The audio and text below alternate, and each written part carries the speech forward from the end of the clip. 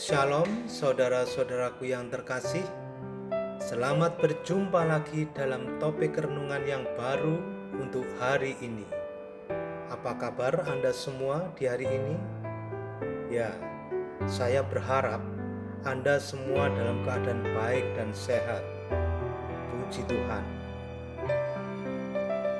Saudara-saudara yang terkasih, sebelum kita bersama-sama belajar tentang firman Tuhan, marilah kita terlebih dahulu membuka hati kita supaya Roh Kudus tinggal dan diam di dalam hati untuk memperbarui iman kita. Dan seperti apa yang dikehendakinya, kita akan tumbuh dalam iman dan kebenaran.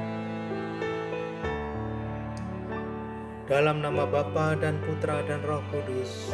Amin.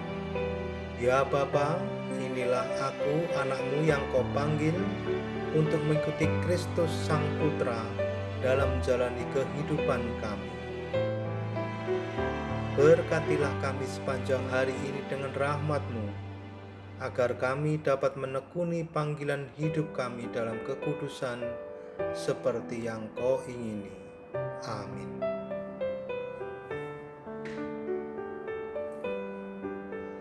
Saudara-saudara yang terkasih dalam Kristus, hari ini Gereja Katolik merayakan Hari Semua Orang Kudus. Kita layak bersukacita dengan semua orang kudus, baik yang dikenal dan tidak dikenal, yang saat ini sudah berjaya di surga. Kita semua diajak bersukacita atas kemenangan mereka terhadap dosa dan si jahat.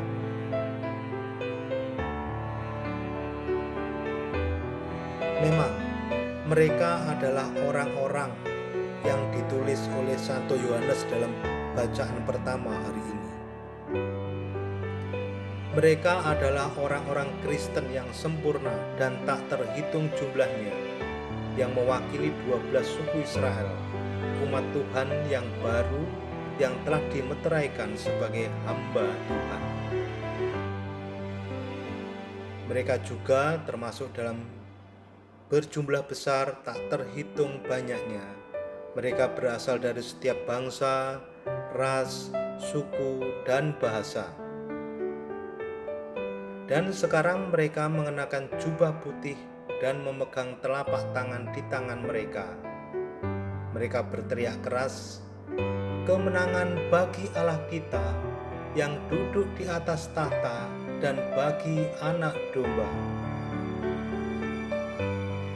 Saudara-saudara, kutipan ayat ini bisa saudara-saudara baca kembali lebih lengkap di Kitab Wahyu pasal 7 ayat 9 sampai dengan 10. Saudara-saudara yang terkasih, apa yang kita rayakan hari ini adalah panggilan bagi kita semua. Pada prinsipnya, kita juga termasuk dalam jumlah itu. Inilah yang dikatakan Yohanes kepada kita.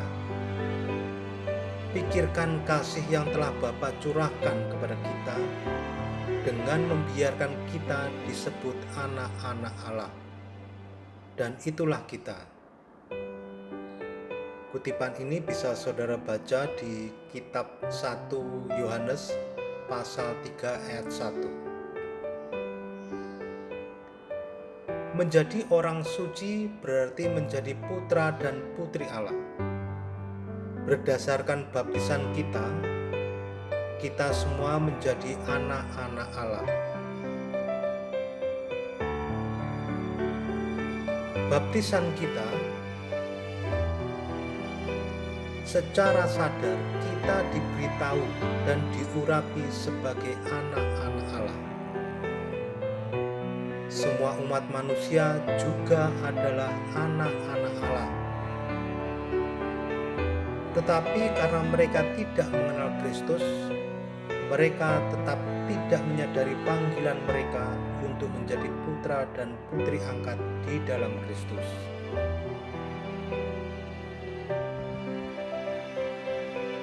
Menjadi orang suci berarti menjadi anak Tuhan yang sejati.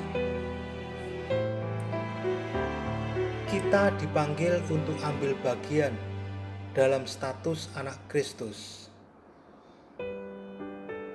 Seorang anak Tuhan adalah orang yang selalu hidup dalam kebenaran, mencari keadilan bagi semua,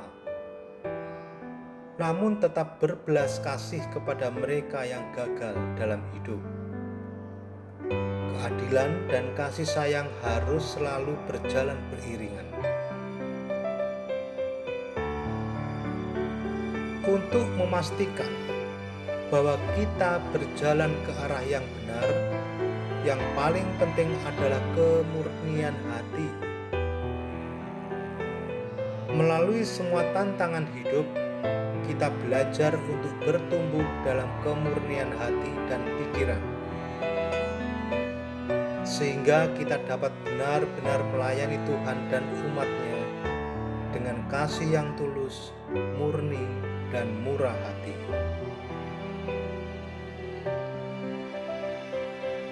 Kebajikan ini perlu diterapkan secara konkret dalam situasi kita. Kekudusan adalah kehendak Bapa untuk semua. Tetapi ada banyak cara untuk menghidupi kekudusan itu dalam hidup kita masing-masing.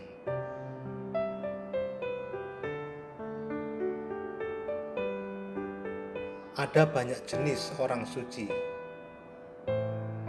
Itulah sebabnya gereja menghormati berbagai jenis orang kudus yang dikenal menghayati kehidupan Kristus sesuai dengan karisma, temperamen, dan situasi kehidupan mereka. Mereka, orang suci, tidak berarti meniru orang suci tertentu. Sebaliknya, itu adalah untuk meniru kebajikan mereka dan bagaimana mereka menghayati sabda bahagia Kristen sesuai dengan keadaan hidup mereka. Saudara-saudaraku yang terkasih, kekudusan adalah menjadi diri kita sendiri, yaitu sebagai anak-anak Allah. Kita bertumbuh dalam kekudusan dengan memberikan diri kita sepenuhnya pada apa yang kita dipanggil untuk hidup. Jika kita setia pada panggilan dan keadaan hidup kita, kita menjadi kudus.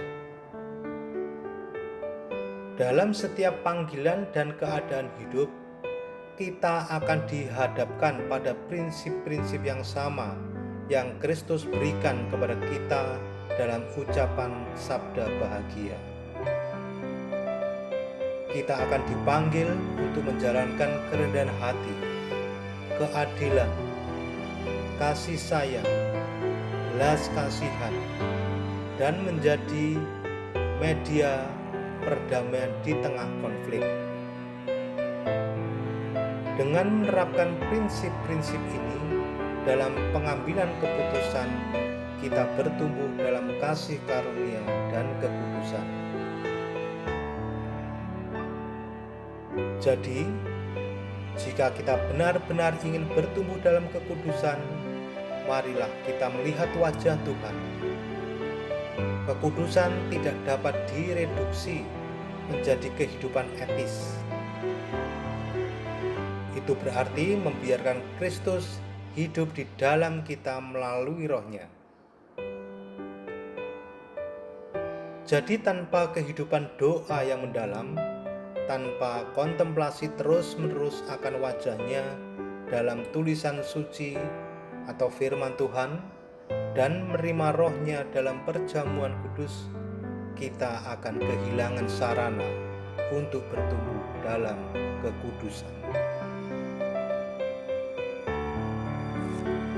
Saudara-saudara terkasih, demikianlah renungan untuk hari ini.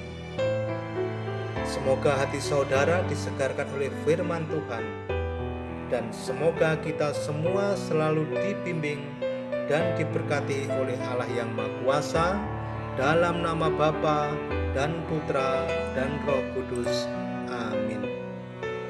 Sampai berjumpa kembali dalam renungan berikutnya. Tuhan memberkati.